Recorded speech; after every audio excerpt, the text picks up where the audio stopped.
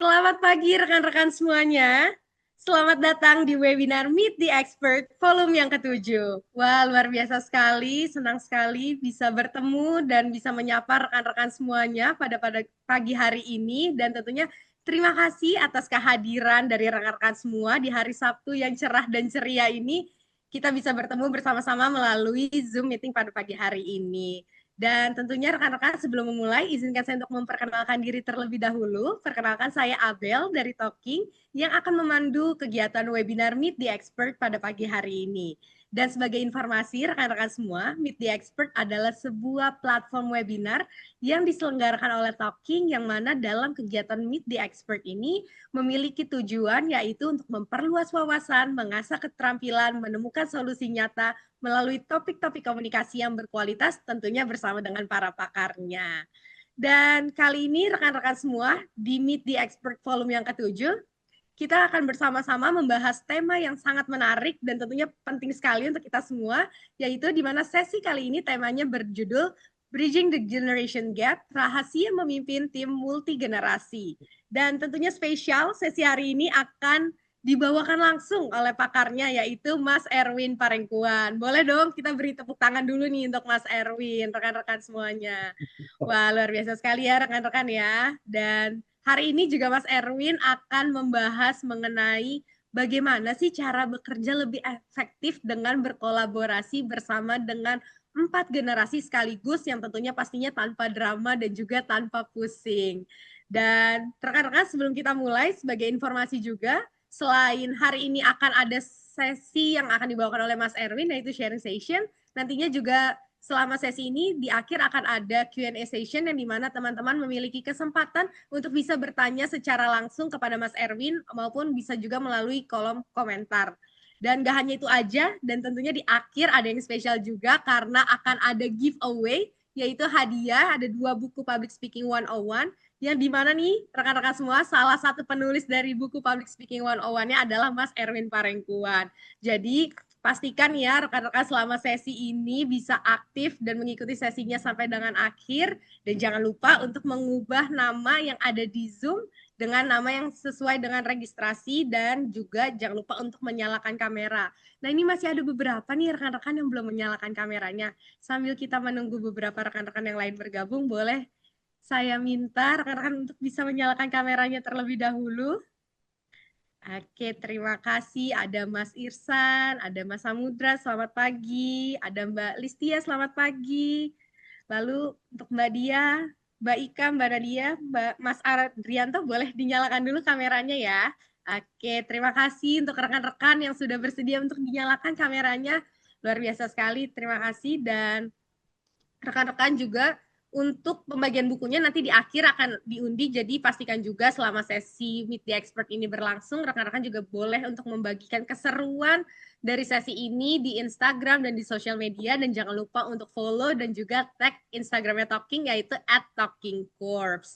Baiklah rekan-rekan, sekarang kita akan langsung masuk saja ke dalam sesi utama yang pastinya udah pada nggak sabar, yaitu dari sesi webinar Meet the Expert volume yang ke-7, Bridging the Generation Gap, Rahasia Memimpin Tim Multigenerasi, yang dimana sesi ini kita akan mendengarkan pengalaman dan juga pembelajaran langsung dari pakarnya, yaitu Mas Erwin Parengkuan, yang mana Mas Erwin adalah founder, CEO, dan juga Strategic Communication Coach dari Talking, yang tentunya pengalamannya sudah luar biasa sekali, rekan-rekan. Mas Erwin sudah memiliki pengalaman lebih dari 35 tahun sebagai praktisi komunikasi. Dan gak hanya itu aja, Mas Erwin juga merupakan seorang penulis buku, yang dimana Mas Erwin sudah meluncurkan 12 buku, yang dimana 4 diantaranya merupakan national bestseller, dan salah satunya yaitu buku Public Speaking 101. Dan gak hanya itu aja, rekan-rekan juga, Mas Erwin juga sudah memiliki BNSP Certified sebagai instructor dan juga assessor competence. Dan pagi hari ini sudah hadir bersama-sama kita di dalam Zoom meeting ini, Mas Erwin. Selamat pagi, Mas Erwin. Pagi Abel, pagi semuanya. Oke, jadi sudah siap ya Mas ya untuk kita mulai hari ini? More than Oke, ready. baik, tanpa menunggu berlama-lama lagi, langsung saja untuk sesi pada pagi hari ini, langsung saya serahkan kepada Mas Erwin. Silakan Mas Erwin. Thank you, Bel. Selamat pagi semuanya. Pagi, Mas. Morning, pagi Hai. Mas. Ini Irsan lagi nyetir nggak apa-apa kan? Aman. Aman-aman, Mas. Jangan belok, jangan salah belok ya San. Aman banget. Oke, kita punya waktu 2 jam untuk sama-sama dan senang sekali bisa ketemu. Saya udah lama banget tidak melakukan sesi online setelah COVID makin menurun. Dan hari ini begitu saya lihat daftar peserta hari ini Meet the Expert volume 7 itu sangat diverse. Dari business owner, wakil direktur yang bekerja di pemerintahan BUMN, ada mahasiswa juga, ada banyak professionals, ada banyak juga yang terafiliasi dengan internasional, ada dari institusi internasional juga ada. Jadi sangat diverse, beragam, dan begitu saya lihat umur-umurnya, ini pas banget. Yang mahasiswa masih 20 tahun sampai yang paling senior 54 tahun. Sementara saya 1 tahun di atas senior angka yang tadi saya sebutin. Nah, teman-teman sekalian, saya udah baca juga apa yang menjadi harapan teman-teman ya. Tapi saya mau nanya sebelum kita mulai sesinya, Abel boleh nggak saya bisa lihat wajah semua teman-teman ya?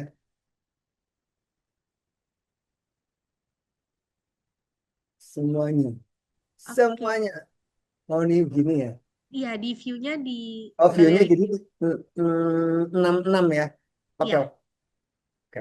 Nah, saya mau nanya ke teman-teman, tantangan yang terberat itu berhadapan dengan generasi yang mana? Ini saya jelasin dulu ya. Jadi saat ini ada 4 sampai 5 generasi sebenarnya. Yang pertama adalah the baby boomers. Usianya di atas 56, 57, 58 tahun ke atas. Biasanya mereka adalah pucuk pimpinan atau owner, itu satu, the baby boomers. Kemudian generasi kedua adalah generasi X. Generasi X itu saya adalah generasi X dan beberapa teman-teman di Zoom ini ya. Generasi X itu usianya antara 40-an, 48, 45-an sampai 55 tahun. Turun ke bawah adalah generasi millennials. Yang kita tahu juga generasi millennials ini rentan usianya antara 30-an sampai 40-an tahun. Di bawah itu ada generasi Z. Z itu paling muda, paling tua 27 tahunan sampai umur 20-an ya, 20-an. Juga generasi berikutnya adalah generasi Alpha. Nah, generasi Alpha ini masih masih dalam usia pendidikan. Nah, biasanya di dalam organisasi itu ada 4 generasi ini, the baby boomers, X generation, millennials, dan Z. Jadi berkenaan dengan pertanyaan saya, teman-teman bisa spot on. Oke, problem saya adalah generasi X, misalnya gitu ya. Saya punya tantangan, tantangan berhubungan dengan generasi Z, gitu. Jadi saya pengen dengar case-case yang selama ini teman-teman rasa mengganggu dan mau dibereskan melalui webinar kita kali ini. Silakan, siapa yang mau duluan mulai?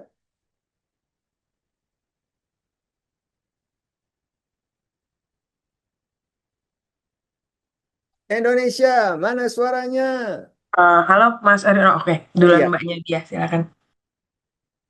Halo, selamat pagi teman-teman semua dan selamat pagi untuk Mas Erwin. Yang ingin saya tanyakan adalah berkenaan dengan Gen Z. Karena menurut saya Gen Z itu cukup challenging dan cukup menantang dan saya ingin memahami point of view mereka gitu. Ketika mereka dalam berkomunikasi sepertinya sangat menyukai penggunaan stiker dalam berkomunikasi sehari-hari seperti kepada yang kamu tulis ya, ya, tulis di seperti report. ya seperti kolega-kolega yang setara atau dengan atasan yang lebih senior beberapa level dengan mereka. Jadi men-trigger men-trigger apa yang men-trigger mereka melakukan, saya ingin memahami gitu Mas. Menurut Oke, saya. ya. Thank you Mas. Thank you dia. Jadi kamu adalah Z ya, millennials ya. Oke, who's next? Ada lagi? Oke, dia is more to Z. Gimana caranya bisa memahami isi kepala Z? Karena isi kepalanya penuh stiker. Ini ada yang umur 20 tahun nih di sini nih. Kita nanya. Nadia ya kalau nggak salah ya. Udah ada belum Nadia? Hai Halo, Nat. halo, Mas, saya di 34, sorry. Oh sorry, oh you look like 20. Oke. Ada lagi teman-teman? Yang lain silakan. Mas, saya kebetulan lagi online lewat handphone, tapi belum dapat ini nih, eh, buat angkat tangan. No problem. Jadi kamu adalah si mahasiswa itu. Eh, Oke, aku milenial. Oke. Permasalahan dengan Gen Z, kalau dari aku biasanya yang agak susah itu di Gen Z, mereka itu apa ya, semangat juangnya tuh agak kurang, itu satu. Terus kemudian semangat juang means ketika ada sesuatu yang kadang kerjaan gitu ya, kita tiba-tiba suka dapat project yang dadakan gitu ya. Buat mereka tuh agak susah, apalagi kalau kita lewat dari waktu kerjanya mereka, itu satu. Terus kedua, yang masalah juga lebih ke komunikasi. Cuma kalau saya komunikasinya itu bukan stiker, tapi lebih ke arah sometimes mereka itu terlalu tertutup juga gitu ya. Jadi kayaknya I don't know apakah pengaruh, kayak menurut aku pengaruh ketika mereka kuliah, mereka lebih eh, saat pandemi kan ya. Jadi Ya. ketika Ya. berinteraksi sama orang itu agak nggak nggak luwes gitu loh Mas. Kadang untuk menerima saran dari orang lain pun agak susah gitu. Itu case Oke. aku sih Mas. Thank you. Banyak ya, Ayu. Oke, sip. Thanks. Yang lain silakan. Mungkin dari perspektif yang berbeda. Dia dari tadi milenial semua nih yang komen tentang Zia. Nah, ini ada Andrianto. Andri. Hai Andri. Halo Mas Erwin, semoga Hai. suaranya kedengeran ya Mas. Kedengeran. Silakan. Oke. Mungkin untuk pertanyaan dari Gen Z ini sudah ditanyakan oleh Mbak Diah dan Mbak saya lupa sebelumnya. Kalau saya Ayu. sebenarnya lebih ke bagaimana menghadapi baby boomer. Kamu tuh apa? Kamu tuh millennials atau ya, millennials ya? Kayaknya early millennials. Iya, bisa masuk milenial, bisa masuk Gen Z juga, Gen Alpha juga bisa lah Mas. Bisa diatur. Jadi pertanyaan kamu adalah harapan kamu atau challenge kamu adalah lebih kepada eh eh, pertanyaan besarnya sih bagaimana menghadapi baby boomer. Karena case-nya misalnya kita membuat sebuah laporan atau desain misalnya, eh, lalu kemudian karena ketidaktahuan beliau-beliau mengenai teknis lah format ataupun sebagainya, eh, mereka memberikan feedback yang menurut kita itu cukup lucu ya, kita ya. bilangnya lucu. Lalu kemudian ya setelah kita coba jelaskan, ya kembali lagi bahwa aturan nomor satu, baby boomer tidak pernah salah. Aturan nomor dua, jika mereka salah, lihat aturan nomor satu. Gitu aja Mas, terima kasih. Oke. Thank you Andri. Baik teman-teman, saya udah dapetin beberapa respons dari teman-teman sekalian. Ada lagi mungkin atau yang berbeda? Jadi ini udah mulai beragam ya. Challenge antara Z, Y, generasi millennials to Z. Kemudian juga tadi Andri mengatakan bagaimana berhubungan dengan yang lebih senior, yaitu the baby boomers. Nggak ada yang mau nyinggung generasi Z ya. Ngomong aja nggak apa-apa loh. Saya kan generasi Z. Tes. Oh, Halo tes. Mas Erwin, Hai. aku Ika Mas 44 perbatasan milenial dan Z ya. Jadi kalau aku lebih ke untuk ke generasi apa namanya? Generasi X ya. Sorry sorry, Oh, aku saya nih perbatasan ya. eh, milenial ke X ya. Aku 44. Nah, kebetulan ada timku tuh yang 2 orang X di atasku beberapa tahun. Nah, hambatannya itu lebih ke kayak karena aku merasa lebih junior, lebih muda secara umur. Kayak aku tuh kayak suka nggak enakan gitu loh kalau buat eh, negur mereka atau performance mereka kurang eh, sesuai dengan target apa gitu-gitu. Jadi kayak lebih ke mereka itu lebih senior itu satu.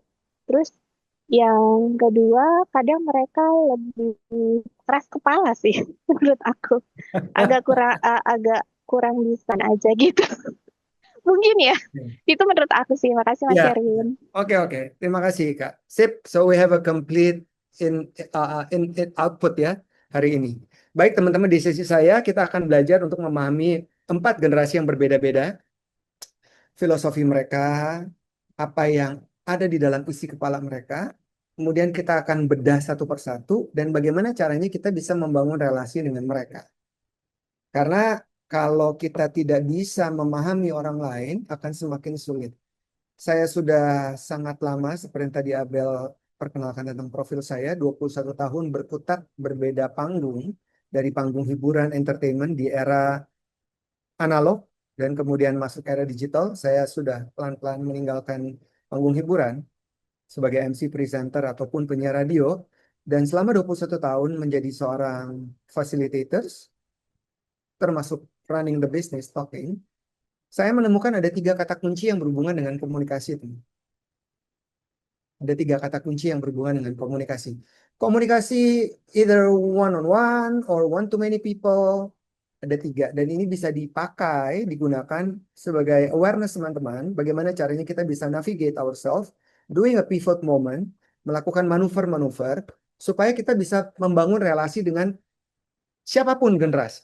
Jadi ini tidak terlepas dari generasi apapun yang hari ini menjadi tajuk atau judul seminar ini atau webinar ini, tetapi saya ingin meng-highlight tiga kata kunci ini. Yang pertama adalah positivity. Oke, positivity. Apa yang dimaksud dengan positivity? Semua yang kita ucapkan, semua yang kita sampaikan, yang terucap maupun yang tidak terucap, ya tersirat maupun yang tersurat, termasuk bahasa tubuh atau cara kita berpenampilan. Menurut saya ini menjadi sangat penting. Karena pertama kali ketika seseorang bertemu dengan kita, untuk pertama kalinya ada yang namanya first impression.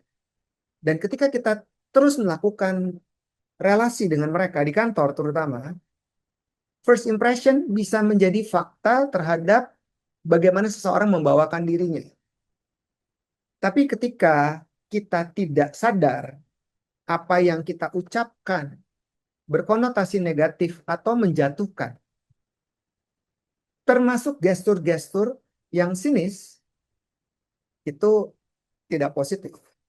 Karena hakikatnya secara prinsip, kalau kita balikan lagi ke dalam konteks komunikasi, tujuannya adalah membangun relasi. Kalau digali lagi, kenapa membangun relasi? Karena kita makhluk sosial. Kita tidak bisa sukses sendirian. Dan tidak ada juga orang yang sukses sendirian. Ini kan kita ngomongin membangun relasi sama dengan ujung-ujungnya adalah berkolaborasi. Itu yang pertama ya, positivity. Jadi esensi di dalam komunikasi yaitu memiliki kesadaran atau self-awareness. Oke, kita tahu kita nggak bisa merubah. Kita tidak bisa merubah cara pandang orang terhadap kita. Kita tidak bisa merubah orang lain apalagi ya. Seperti yang tadi Ika sampaikan adalah persepsi Ika terhadap seniornya si X generation. Ika sungkan, Ika merasa mereka keras kepala. Jadi itu adalah self-awareness. Apakah perasaan saya ini sebuah asumsi atau faktual? Oke, kalau tadi case-nya Ika, oh ini asumsi saya. Saya merasa mereka keras kepala. Oke, kalau gitu sekarang saya mau coba sesuatu yang berbeda, approach yang berbeda.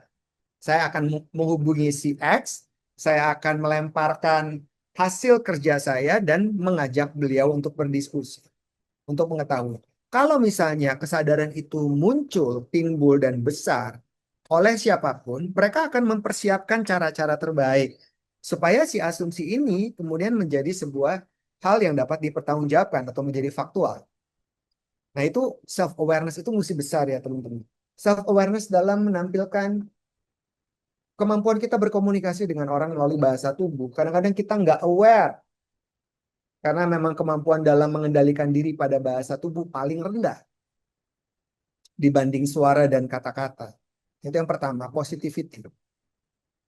Yang kedua adalah ini menurut saya jauh lebih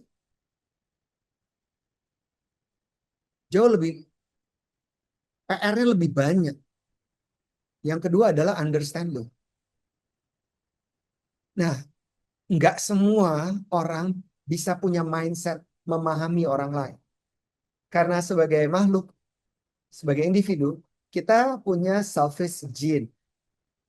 Genetik selfish atau egois dalam diri setiap orang. Itu udah genetik, udah ada gitu ya. Tapi ketika kita mengetahui bahwa dalam membangun relasi, itu tidak bisa tentang saya saja. Saya perlu berkolaborasi dengan orang lain.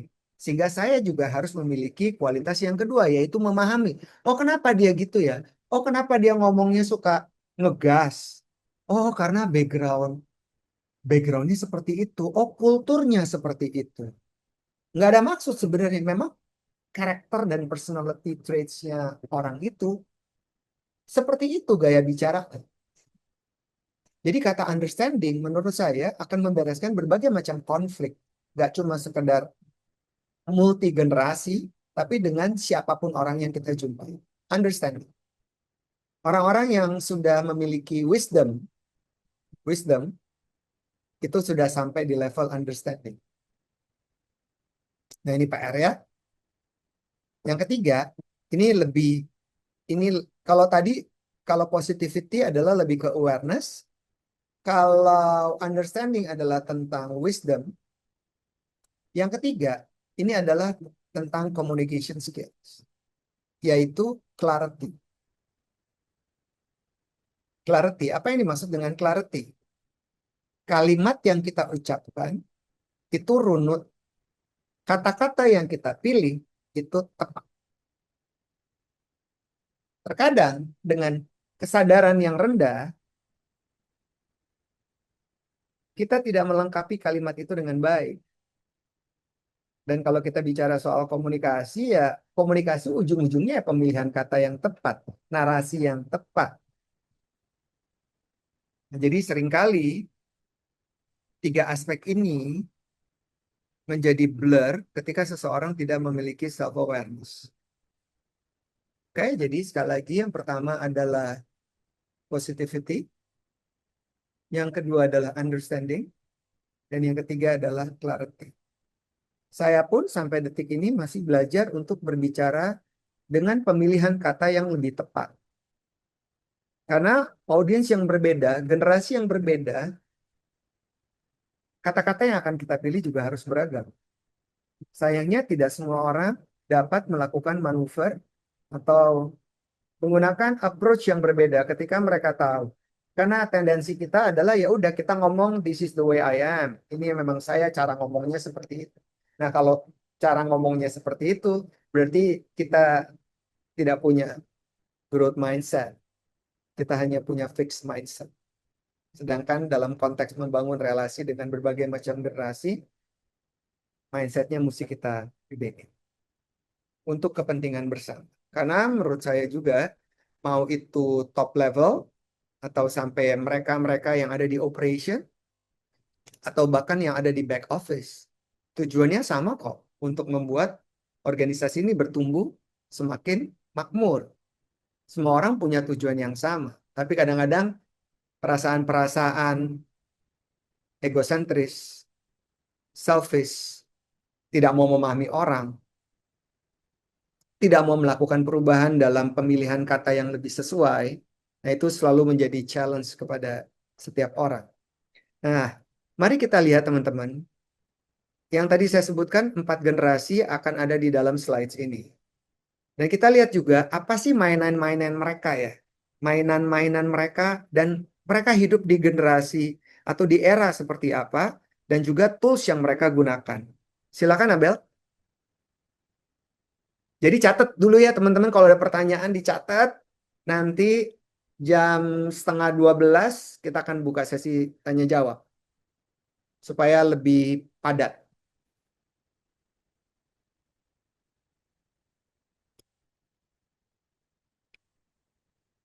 Ini udah lama nggak. Oke. Oke, ini kita lihat ya, baby boomers. To be exact, tahunnya tahun seperti ini. Mesin tik, TV hitam putih, alat telekomunikasi juga belum ada, cuma telepon. Jadi terbatas, baby boomers. Nah, ini generasi saya nih. Ada beberapa teman-teman di webinar ini juga generasi X kayak saya. Nah, ini kita lihat ada transisi yang berbeda dari tools ya atau alat komunikasi. Di mana bukan cuma telepon, fixed line, tapi sudah ada pager. Pager. Kebayang ya, pager tuh, aduh, ada. Saya mau ngomong misalnya, saya mau ngomong sama dia. Dia juga punya pager, tapi providernya berbeda. Jadi saya harus menghubungi provider pagernya si dia. Nah, si operator akan jawab, selamat siang. Misalnya apa dulu ya? Oke, buat nomor berapa? Oh, nomornya segini, pagernya si dia nomornya sekian, sekian, sekian. Apa yang mau disampaikan, Pak? Oke, tolong dia jangan lupa nanti jam 1 lo gue jemput. Kirim 3 kali ya. Nah, si dia pesan ini lewat pager nyampe ke si dia. Kalau dia dekat dengan si pagernya dong. Kadang-kadang di vibrate, kadang-kadang bunyi juga beda-beda. Jadi kita lihat dari fixed line menjadi pager. Terus sudah mulai tuh ya mobile phone, bukan smartphone seperti sekarang, tapi mobile phone. Saya juga sempat punya tuh. Buset, itu segede batu bata tuh handphone. Terus handphonenya juga ada kabelnya gitu. Bukan kabel, antena yang ditarik ke atas. Terus kita mikir, waktu itu saya berpikir, kalau antenanya gue tarik ke atas, frekuensinya makin bagus, makin jelas. Ternyata kagak ngaruh. Nah itu kita lihat bentuk komunikasi yang berbeda dari generasi boomers ke X. Apa yang terjadi dengan millennials? Waduh, ini friksinya makin banyak ya. Jadi dari analog ke digital, ini transisi ini di tahun 2000-an awal, itu udah mulai muncul transisi ini. Dan millennials sudah ada di dunia pekerjaan. Mereka udah hadir, mereka newbie baru masuk di organisasi. Di mana kalau boomers tuh cara berpikir itu lurus-lurus aja. Kalau X itu suka bercabang-cabang. Nanti kita bahas. Tapi kalau millennials itu kompleks. Mereka bisa menggunakan alat, 3 alat sekaligus. Nonton YouTube, pakai headphone, pesan makanan online. Saya pernah ya dalam satu sesi bertemu dengan millennials waktu itu ya. Ini untuk perubahan budaya perusahaan, ini perusahaan baru. Perpindahan dari central bank ke perusahaan otoritas keuangan gitu, tahu kan? Nah, ada ratusan anak-anak milenial. Terus saya memulai sesi, satu anak sibuk dengan smartphone-nya. Dia tidak memerhatikan saya dari awal sampai 15 menit. Terus saya penasaran dong ya, ini udah selek orang-orang yang udah diseleksi, anak-anak yang cerdas. Saya penasaran, saya menghampirinya dan melihat dia ngapain gitu, apa dia nyatet. Ya ternyata dia lagi main game. Terus saya tanya dong, Kamu lagi main game di tengah-tengah sesi. Kamu masih mau main game. Emang kamu ingat tadi saya ngomong apa aja? Kira-kira dia bisa jawab nggak?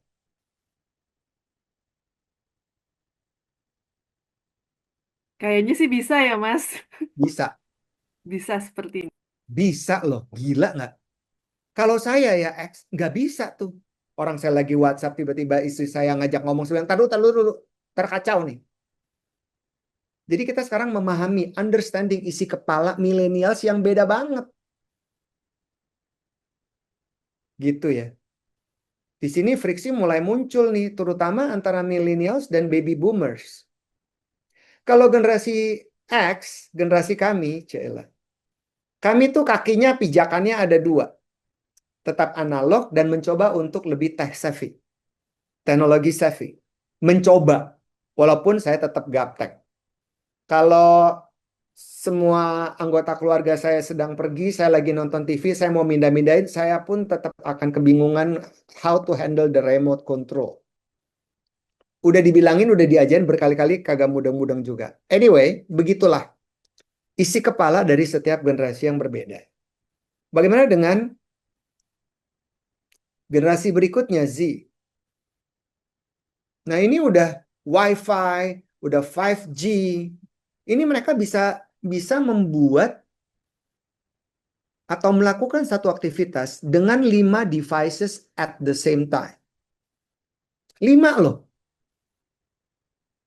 Jadi kalau kita amati ya teman-teman, setiap dekade demi dekade, lahirnya generasi-generasi yang berbeda dengan kehidupan mereka dan alat-alat teknologi atau komunikasi yang mereka gunakan, termasuk bumi yang mereka pijak itu berbeda-beda. Apa yang membuat friksi ini bisa muncul? Yaitu ketika we are not aware. Kita nggak aware, kita nggak sadar, kita mikir hanya dari kacamata kita. Nah, jadi apa dong yang dapat membantu kita gitu ya? Ini coba kita lihat, membantu kita untuk melihat secara lebih jelas bagaimana isi kepala dari setiap generasi kalau mereka mau berangkat ke kantor. Mungkin ada beberapa teman-teman yang sempat lihat ini ada di TikTok. Hi-ho, hi-ho, it's home from work we go. What can I say except you're welcome? It's the hard knock life for us. Stand every day, we get free. Oh, I just can't wait to be king. Oke, gitu nggak sih? Coba kita ngobrol dulu yuk. Boleh, Bel? Balikin lagi ke tampilan teman-teman semua.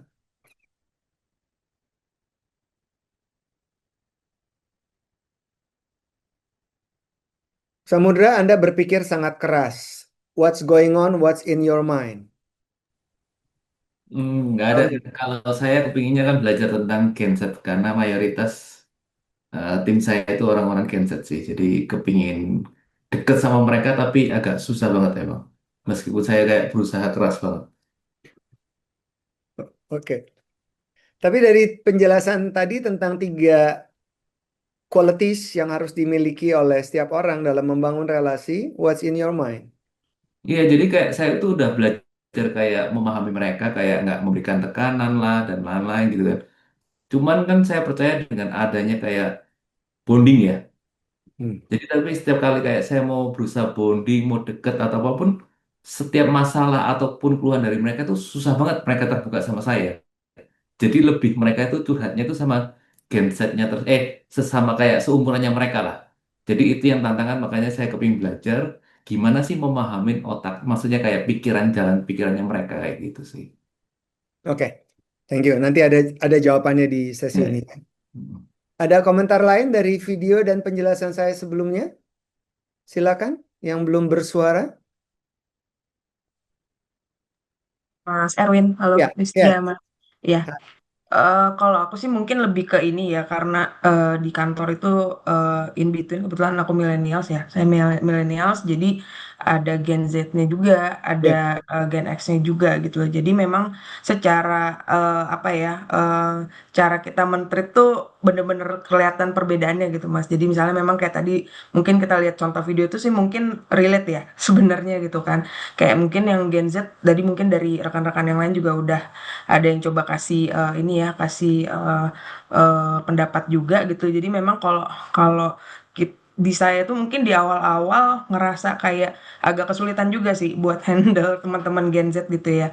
Cuman along the way itu mereka juga mungkin nggak semuanya ya. Ada juga yang pada akhirnya mereka justru adjust dengan kita ini. Mungkin bisa dibilang millennials itu apa ya, generasi yang eh, antara antara Gen Z dan Gen X tuh di tengah-tengah gitu loh, Mas. Karena kan kalau untuk apa perusahaan, kalau untuk sekarang tuh mungkin ya generasi ada hanya tiga itu ya. Mungkin kalau baby boomer sudah agak terlalu jauh nih gitu. Jadi mungkin yang bisa dibilang paling senior tuh Gen X lah untuk sekarang gitu kan. Jadi ya, kalau kalau saya sih ngelihatnya sih mungkin lebih ke sebenarnya cara kita aja sih gimana untuk bisa membuat mereka tuh ya memang bisa adjust dengan lingkungan gitu loh. Kayaknya mungkin nggak semuanya seperti itu ya Gen Z gitu, tapi ya. bisa dibilang ya memang perlu perlu apa ya ekstra ekstra pengertian juga nih ke mereka gitu sih. Ini lebih ke pendapat aja sih Mas karena memang saya sih ada di antara dua generasi ini sih gitu loh Ya, dan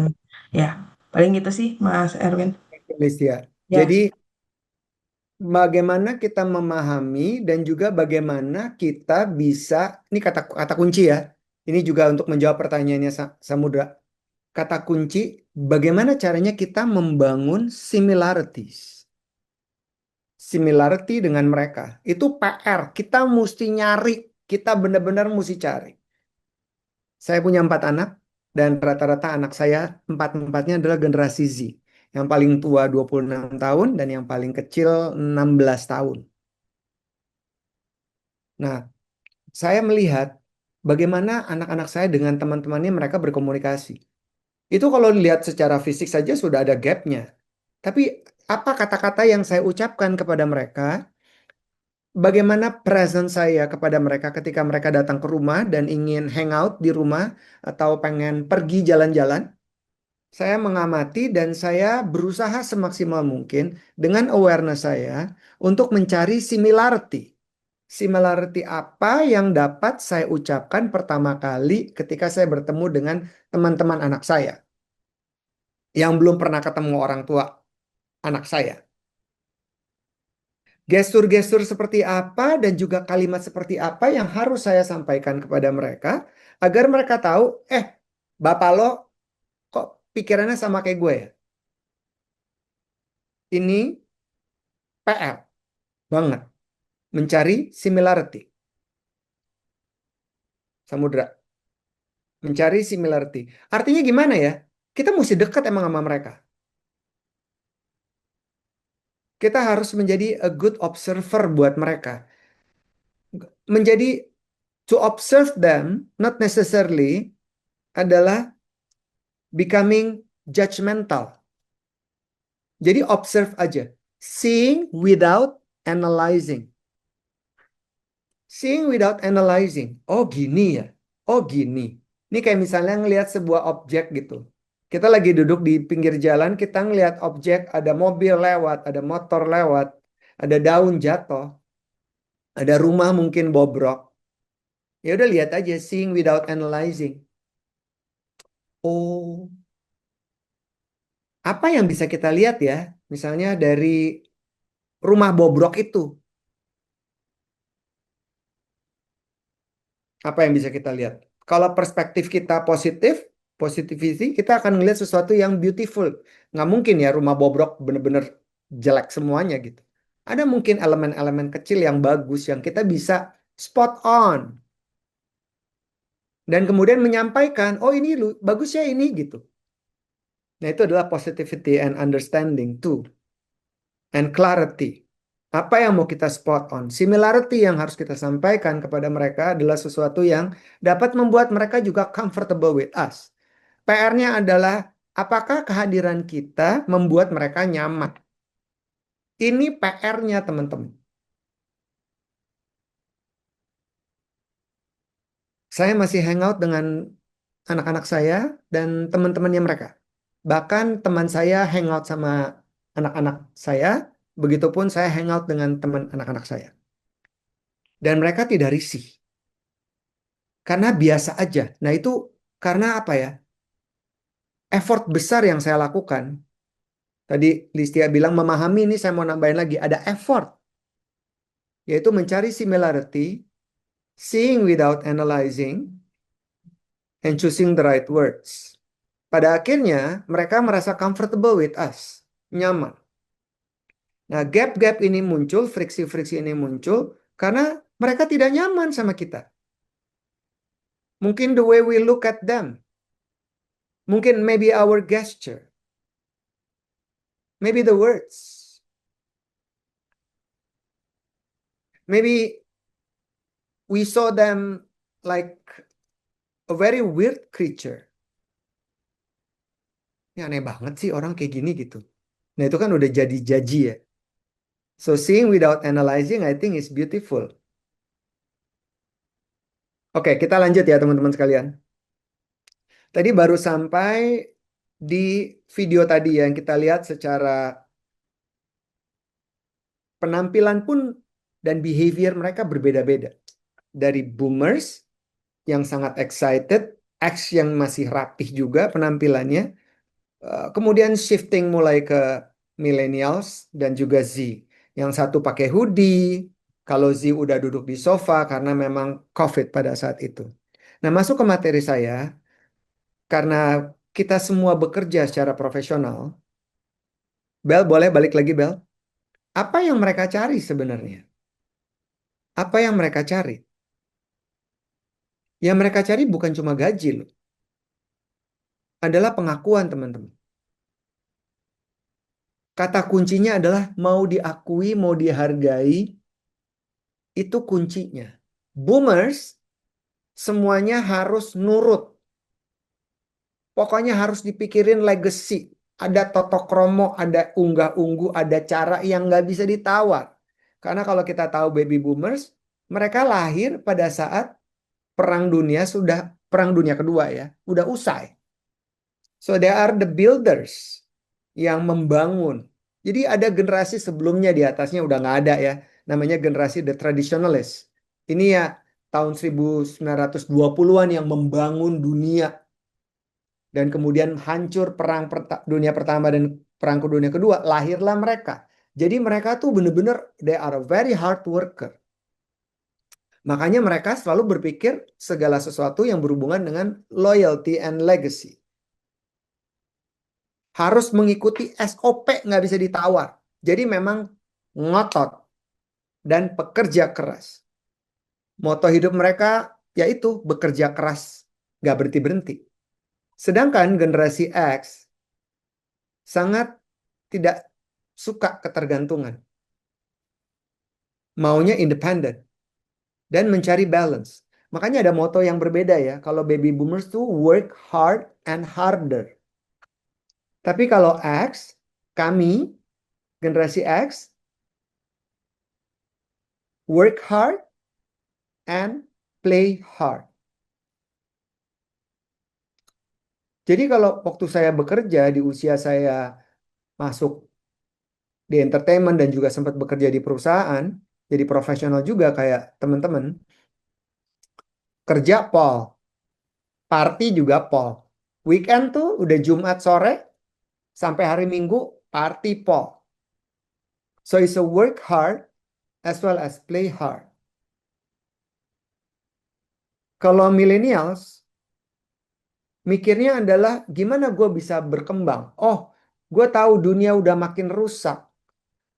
Plastik di mana-mana. Climate change sudah terjadi di mana-mana. I'm looking for a meaning. Di kerjaan gue mencari purpose. Purpose gue adalah how can I contribute. On the other side, you only live once. Jadi gaspol aja. Nah, kita lihat dari 3 generasi ini pun ya teman-teman, setting atau layout bangku atau tempat kerja pun jadi berbeda. Boomer semuanya sekat. X udah half partition. Tapi kalau millennials udah co-working semuanya. Di Talking ada 37 orang yang bareng-bareng di kantor kami. Dan kalau ruang kelas harus ada sekat ya di Jalan Kendal itu di Menteng dekat Stasiun Sudirman. Itu harus disekat. Tapi sisanya co-working. Saya tahu karena 70%, 80% yang ada di Talking itu rata-rata generasi Z. Jadi ada understanding. Karena kita tahu isi kepalanya ya you only live once. Tapi gue mau lebih bahagia. Gue pengen cari meaning. Kerja di kantor tuh meaning apa yang bisa gue kasih. Oh kalau perusahaan yang nggak oke dan segala macam nggak cocok ya cabut ya. Dan mereka kan vulnerable, rentan. Dan mereka nggak berpikir tentang long term. Kalau boomers kan dan X kalau resign mau kerja di mana. Kalau millennials mah resign aja, nggak suka cabut. Nah itu sering terjadi ya di banyak situasi di organisasi gitu. Nah kalau Z, mereka kurang lebih sama, tapi mereka mencari lebih dalam ya. Mereka mencari purpose dan mereka mencari progress. Tapi ini Z ya kalau mau dibilang lihat anak-anak saya tuh isi kepalanya tuh kadang-kadang saya nggak nyampe gitu. Kok bisa ya berpikirnya seperti itu? Jadi mereka ini generasi Z. Apa sih motonya generasi Z ya? Ada yang tahu nggak moto generasi Z apa ya? Masih YOLO nggak sih?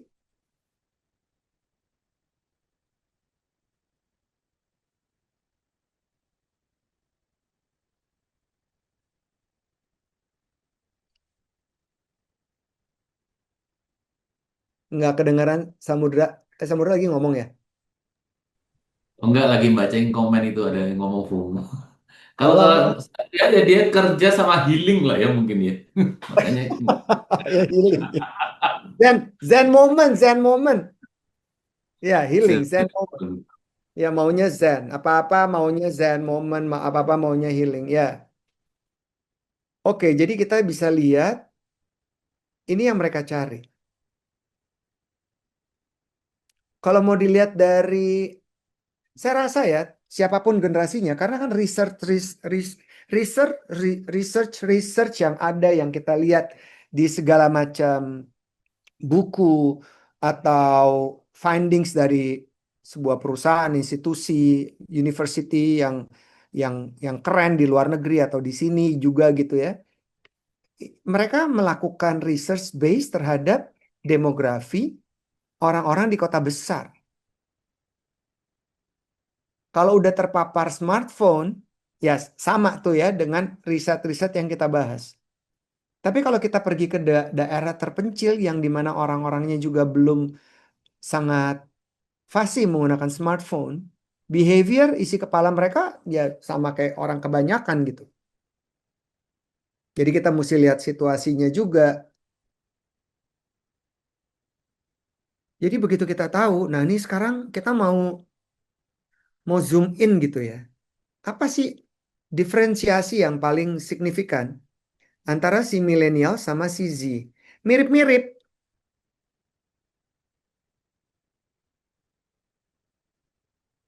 Nah, oke ya udah. Kita ikutin ya prosesnya. Panjang-panjang. Oke, step one, two. Masih ada spirit dari generasi X yang bekerja dengan tekun bisa dibilang ya. Generasi X itu pekerja yang tekun. Tapi kalau Z ya, ada shortcut nggak? Contoh kayak anak saya deh yang paling kecil 16 tahun. Kenapa mau sini? Chat aja. Repot amat. Aku sih males. Kan sama pesannya. Gitu. Oke, that the word understanding is the biggest homework for us. How can I understand this? kind of perspective ya. Oh, kalau gitu saya mesti ngasih reason yang benar. Apa bedanya? Apa impactnya? Hanya chat atau bertemu langsung? Nah, clarity tuh. Saya ngomong ngejelasin. Oke, kalau gini, kalau chat tuh gini. Bisa multi interpretasi loh. Kamu lihat dong, kita yang perlu mereka loh. Kita mesti datang menghampiri mereka. Kalau chat secara konteks tepat atau enggak? Kalau kamu berpikir. Kalau kamu jadi dia gimana maunya? Nah, itu panjang tuh urusan begituan doang gitu. Antara chat atau pengen ketemu langsung. Tapi begitulah generasi Z. Selalu berpikirnya, ada cara yang lebih baik nggak? Ada cara yang lebih efektif nggak? Nah, ini yang kemudian kita rasakan ya di kantor. Yang boomers, kamu masih muda, sabar aja dulu. Teknologi lagi yang dibahas. Kamu terlalu sensitif. Nah, terus ini kalau kalau saya zaman dulu tuh biasanya generasi apa yang suka ngomong-ngomong kayak gini ya?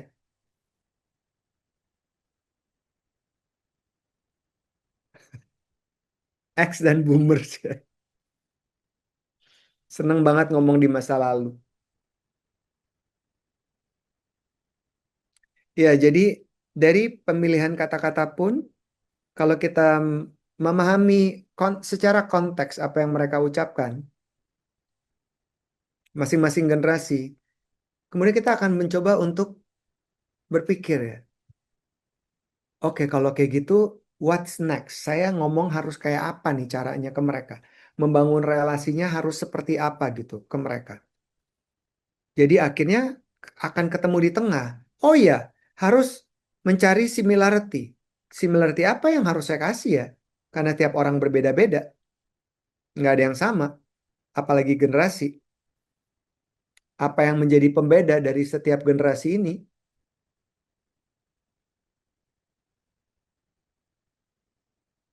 Ini nggak suka dikasih feedback dari yang muda. Ini mesti sowan. Mesti datang menghadap. Mesti asking permission. When will be the right timing untuk ketemu dan ngomong. Ini prosedural ya. Penuh prosedur.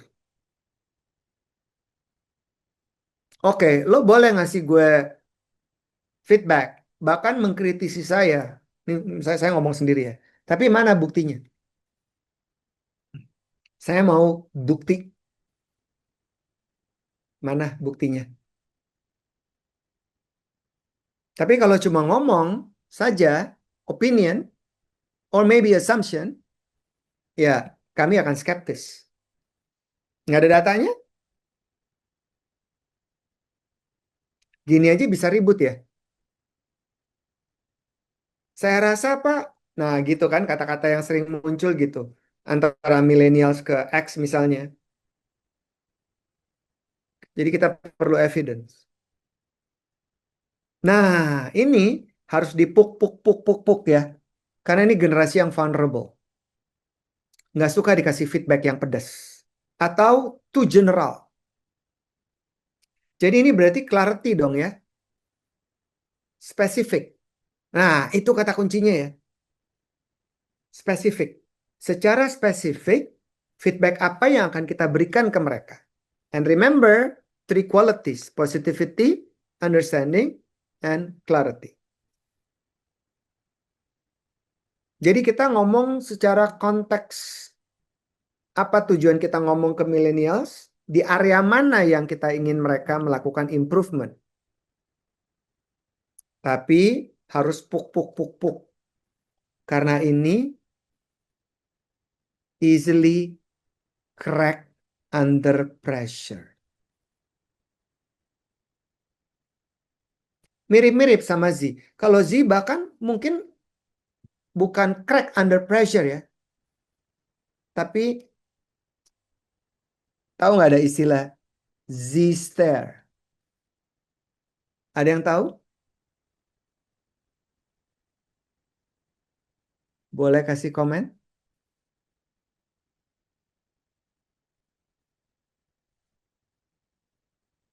Jadi generasi Z ini, kalau kita lihat ya, kadang-kadang tatapannya nanar, kosong, bisa berdiri cuma ngeliatin doang.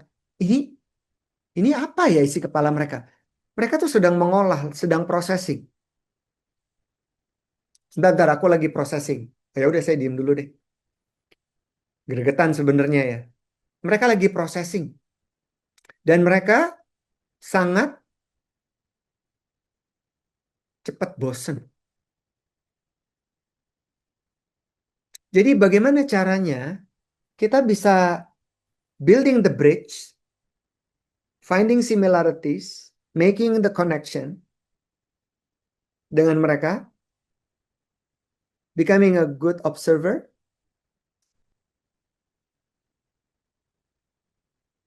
Oke, cara berpenampilan. Kalau kita lihat pakai hoodie dan segala macam ya kita kalau kalau nggak cocok ya nggak usah pakai hoodie juga gitu. Tapi kata kunci building similarities itu akan membantu sebuah relasi akan jauh lebih open, lebih terbuka. Kalau gaya kita sangat very konservatif pun, gaya berpenampilan kita very konservatif, ketemu dengan Z kagak nyambung ya. Karena mereka akan melihat, oh ini gapnya jauh sekali gitu. Belum lagi mungkin pemilihan kata kita, gestur kita, tekanan suara kita. Jadi ini matriks ini untuk membantu teman-teman bahwa setiap generasi ini mempunyai perspektif yang berbeda, punya keinginan yang berbeda dalam menanggapi atau merespons sebuah feedback dalam cara kita berkomunikasi dengan mereka. Jadi memang harus dikotak-kotakin. Walaupun not necessarily semua orang tuh seperti itu ya. PR-nya ini menurut saya ya teman-teman. Ini membangun relasi di awal aja. Kalau udah nyambung, udah connected, ke belakang tuh udah gampang banget. Nah sekarang gimana caranya memperbaharui ya, rejuvenate sesuatu yang kemarin nggak mulus, sekarang kita mau mulai. Oke, teman-teman datang ke webinar ini untuk belajar, untuk dapetin insight-insightnya. Udah tahu nih mesti ngapain-ngapain. Ya udah, kita dulu dong yang mulai. Tapi sebelum kita mulai, be a good observer. Apa ya? Mana hot button yang mau kita sentuh dari mereka? Untuk kita bisa membangun intimacy. Tujuannya itu ya, membangun intimacy ya. Jadi ada 4 intimacy yang berbeda-beda ya teman-teman. Yang pertama kita tahu physical intimacy. 17 tahun ke atas. Yang kedua adalah emotional intimacy. Mungkin ya. Ngomongin sama Z, ngomongin emotional aja, emotional intimacy. About how do you feel, what do you think, what you gonna do. More to emotional. Karena mereka vulnerable juga ya. Kalau millennials, nggak se-vulnerable Z. Karena mereka sudah terlatih. Dan udah di atas 30 tahun ya, udah lebih mature. Kalau dulu waktu baru mulai mereka juga vulnerable. Yang sekarang paling parah adalah Z. Karena di kepala mereka, ini semua dunia rusak gara-gara lo tahu nggak? Gara-gara generasi sebelumnya. Yang bikin perang lah, yang inilah. Yang melakukan eksploitasi terhadap bumi gila-gilaan. Terus gue ditinggalin dunia yang kayak gini gitu. Nah itu yang ada di kepala Z ya. Some of them juga kan kita tahu ada istilah child free. Karena mereka mikir, gila antar anak gue susah banget dong hidupnya. Ngadepin dunia 2050. Kayak apa? Nggak usah gitu ya teman-teman. 2025 aja kita udah ketakutan ngadepin apa yang terjadi di dunia ini gitu. Di negara kita yang juga tetap nggak bener-bener gitu sampai sekarang. Semua feed yang kita lihat di sosmed membuat kita menjadi khawatir. Terus ngelihat keluar, Eropa dengan Perang Dunia Ketiga yang bentar lagi akan dibunyiin gitu genderangnya. Jadi semua orang sebenarnya sekarang tuh menjadi resah dan gelisah dan takut menurut saya. Bayangin kita yang mature saja seperti itu, bagaimana sih generasi Z? Sulit loh kalau nggak ada koneksi yang terbangun antara kita dengan mereka loh. Oke, kalau gitu, kalau mereka cepat bosan, jadi udah ngasih feedbacknya dibagi-bagi aja. Mana yang paling urgent dulu, itu dulu gitu. Dan kita udah nggak bisa lagi. Kalau dulu ya di dalam dunia pekerjaan itu ada istilah compliment sandwich. Compliment sandwich, just like a sandwich, kasih apresiasi, baru masukin inputnya apa, terus penutupnya lo pasti bisa deh, gue yakin. Nah itu compliment sandwich. Kalau sekarang ke generasi udah nggak bisa kayak gitu, udah nggak bisa compliment sandwich, langsung straight to the point. Habis itu motivate them dan share your expectation. Mereka tuh seneng. My expectation adalah seperti ini. This is the high standard.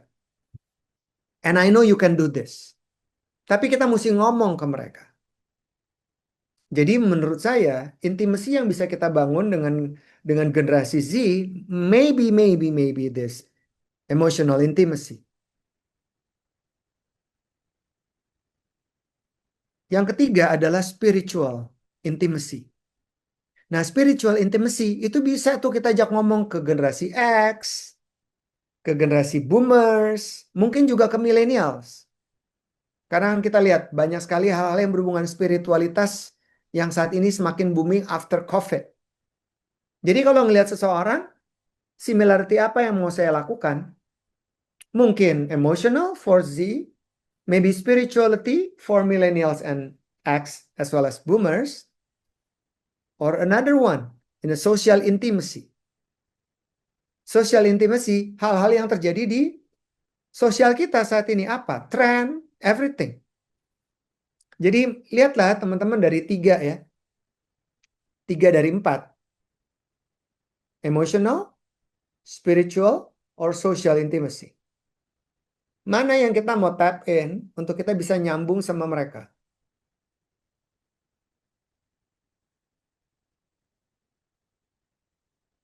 Challenging. But I think it's fun. Kita bisa bikin strategi gitu ya.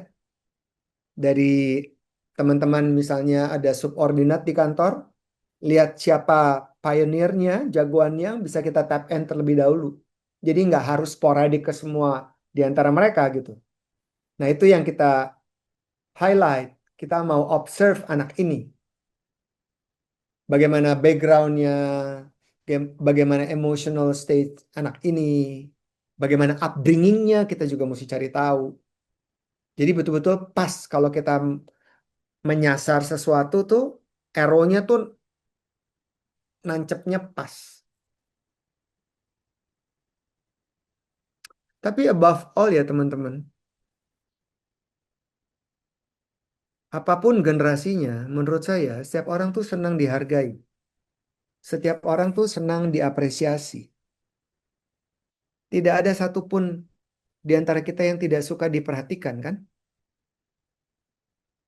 Tapi bentuk perhatian seperti apa yang dapat kita berikan? Karena pasti akan berbeda-beda setiap orang, setiap generasi, setiap latar belakang yang berbeda-beda. Jadi oke, kalau saya ngomong sama anak-anak saya ya udah, gue nggak boleh ngulang-ngulang. Singkat, padat, jelas. And I set my expectation. This is my expectation. And I know you can do that. Jadi saya ngomong.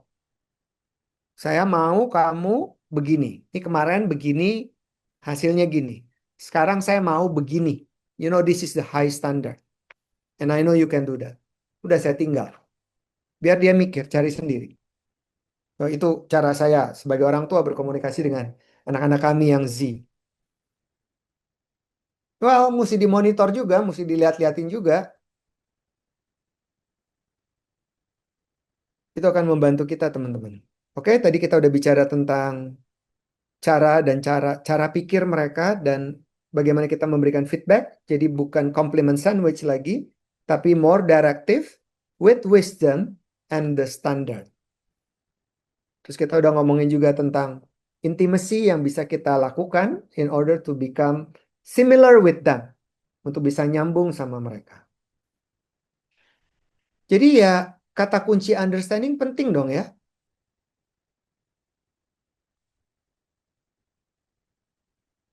Oh, makanya dia suka ngomong kayak gitu. So mapping is the key. Kalau tadi saya bilang 3 hal yang berhubungan dengan komunikasi itu harus positivity, understanding, dan clarity. Tapi core-nya adalah self-awareness. Nah, yang kedua, teman-teman. Core-nya adalah setelah self-awareness, lakukan mapping and profiling. Mapping and profiling. Kita akan melihat latar belakang orang itu, anak itu. Figur itu yang kita lihat latar belakangnya seperti apa. Dan kita kemudian bisa mikir, oh kayaknya bagian ini nih, hot buttonnya ini yang mau saya sentuh. Akhirnya ya dengan strategi yang kita buat, harusnya sih ada improvement ya.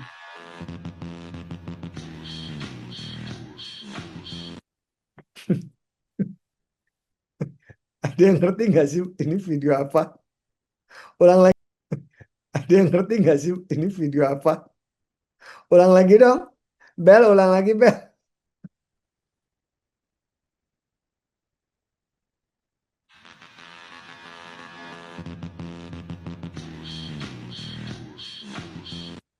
Ini yang tadi saya maksud.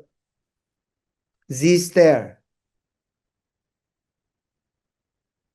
Jadi mereka bisa ngeliat kayak gini, terus nggak ada ekspresi. Ini saya nggak pernah nemuin ekspresi orang generasi sebelumnya kayak gini. Jadi gue juga bingung, ini mau apa ya? Ditanya nggak jawab. Diem aja cuma gini. Mereka lagi kusut kayaknya lagi mikir ya. Ada yang punya pengalaman nggak sih mau sharing tentang the Z-stare? Silakan.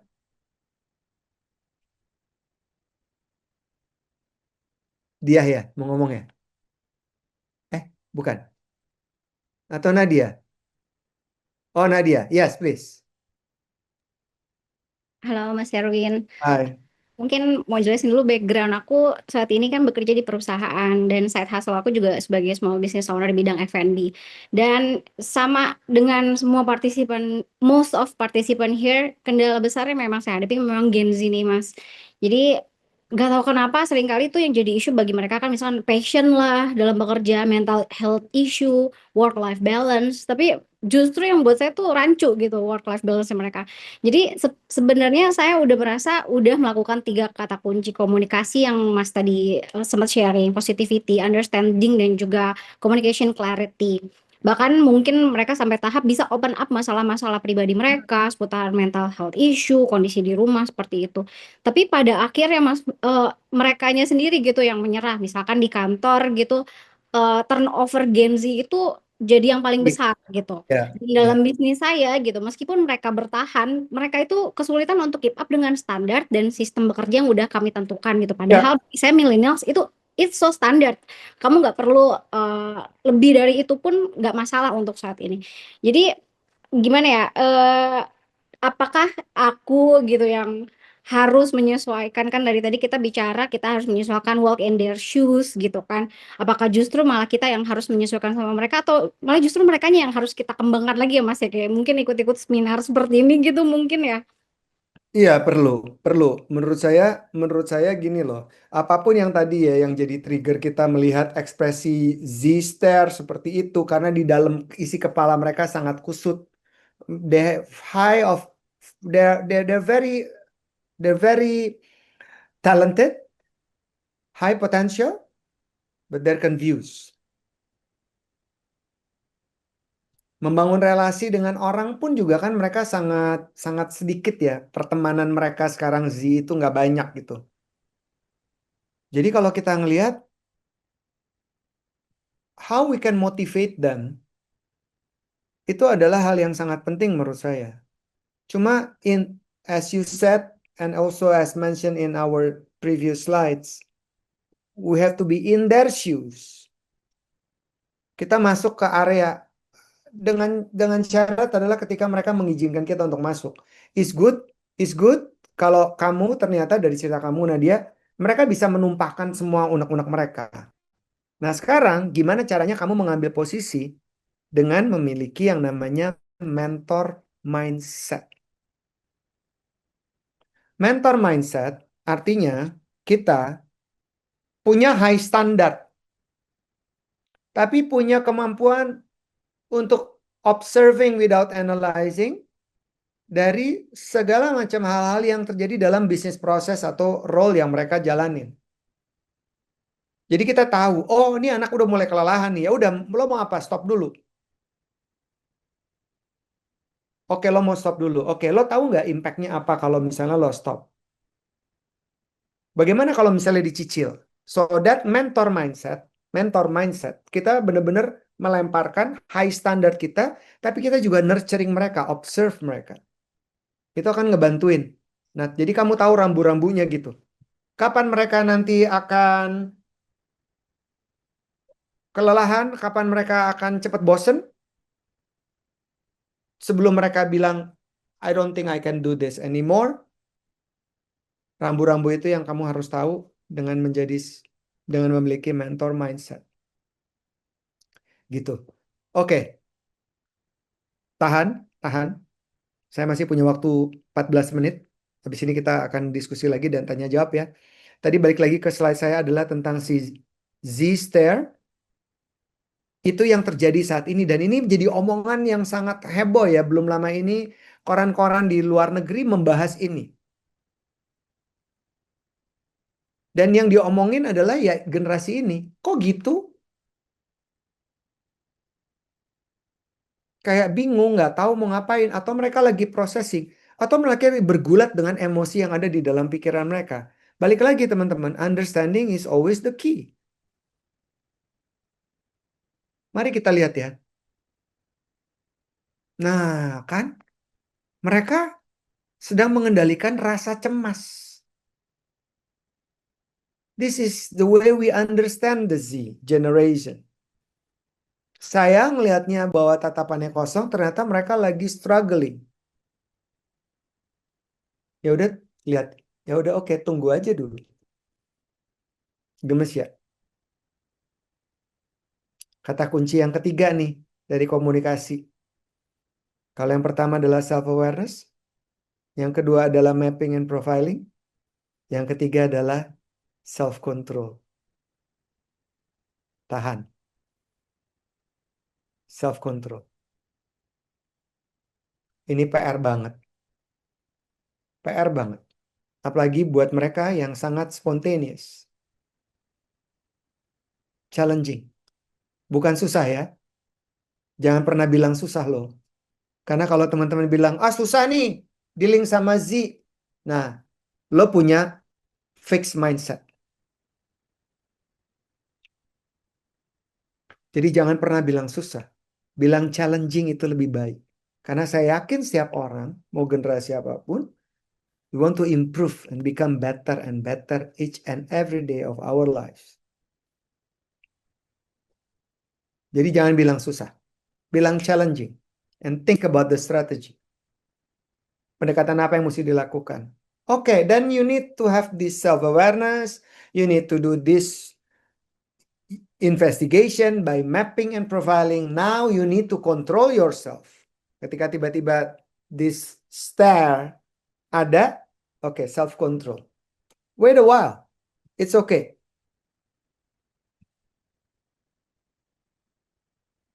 Ini pasti setiap generasi akan jawab yang beda-beda.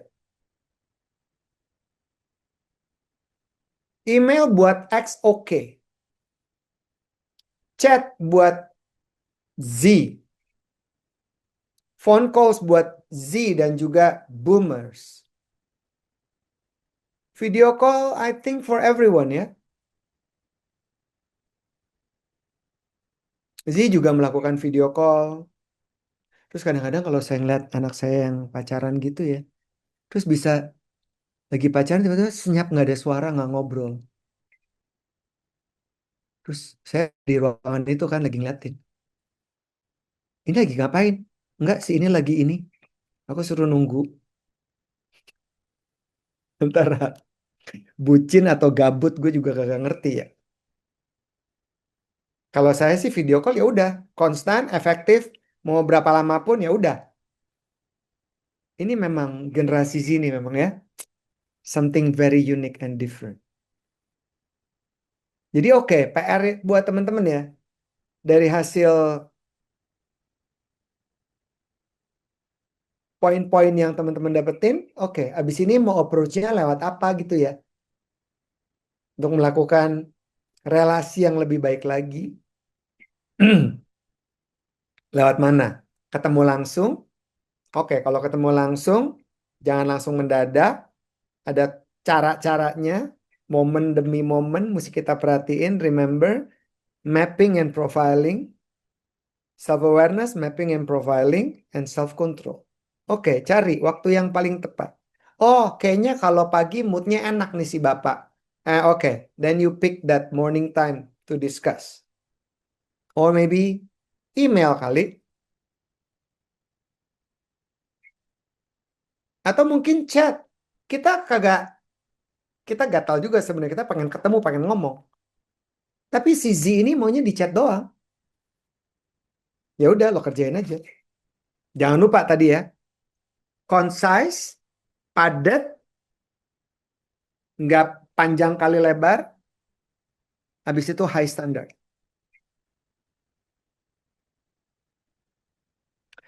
Dan sebagai seorang pemimpin, menurut saya, kita juga harus melakukan tadi ya, punya mentor mindset, yaitu we deploy, we state the high standard, and then we give them a full support. High support. High support. Jadi kita support terus dengan monitoring. Tapi ada high standard yang nggak bisa ditawar.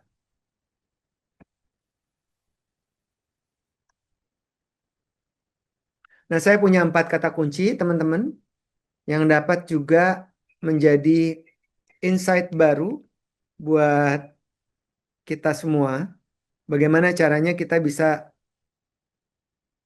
communicating yang tepat, channelnya juga tepat ya. Yang pertama, tadi juga udah saya bahas tentang clarity ya. So be clear. The big why, kenapa saya harus ngomong ini ke anak itu, bagian mana yang akan saya tap in, hot button mana yang akan saya sentuh,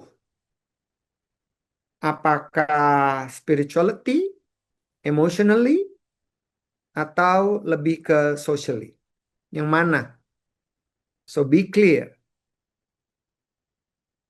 Yang kedua, awareness tadi juga udah kita bahas, be aware. Timing is important. Momentum is important. Mungkin nggak harus ngomong sekarang dulu. Mungkin juga nggak perlu di tag sekarang di WA. Ntar aja tunggu for the next project. Gimana? So you become a observer untuk lihat.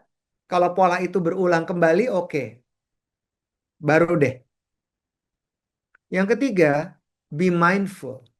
Mirip-mirip dengan understanding. Ini lebih tinggi lagi hierarkinya ya. Mindful. So we control every single thing. Our behavior, our thoughts, our words, our body language. Be mindful. Yang terakhir, ini yang paling saya suka.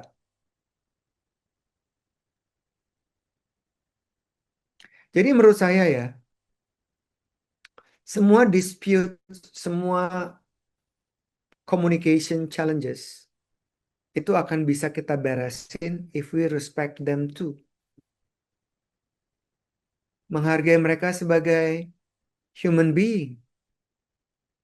Yang kita tahu bahwa Z terutama yang banyak sekali menjadi tantangan teman-teman ya. Dengan isi kepala mereka, cara pikir mereka, spirit mereka dalam bekerja. Oke, we respect them as human being. Oke, jawabannya adalah mentor mindset. High standard and high support. Doing the monitoring, itu akan membantu kita.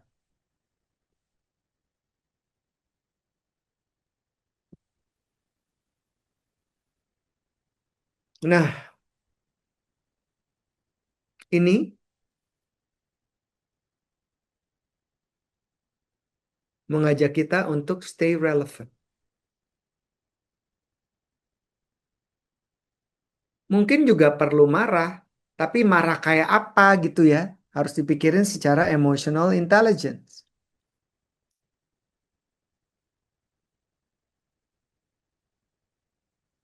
Jadi kita harusnya kita semua punya awareness dan kita punya 4 hal ini ya.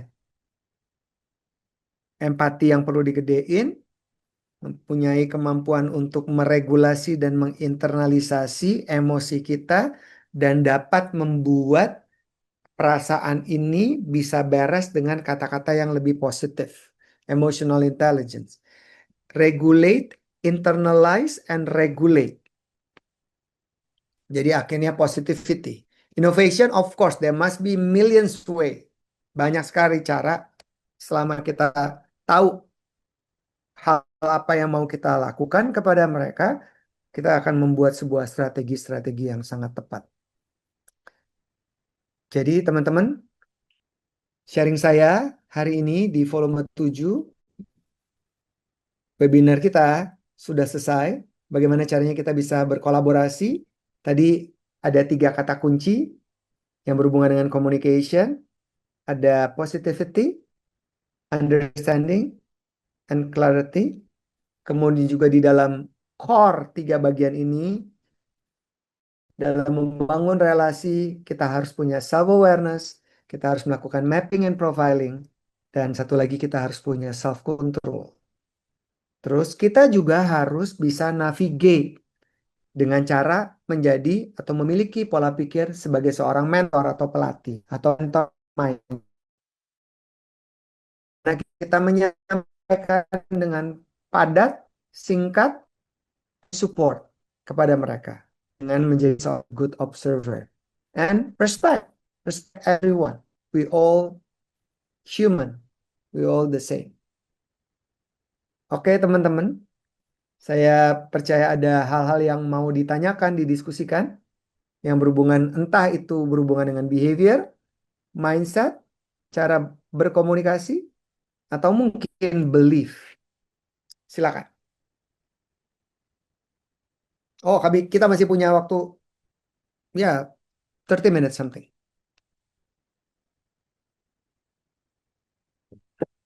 Saya nanya dulu deh ya.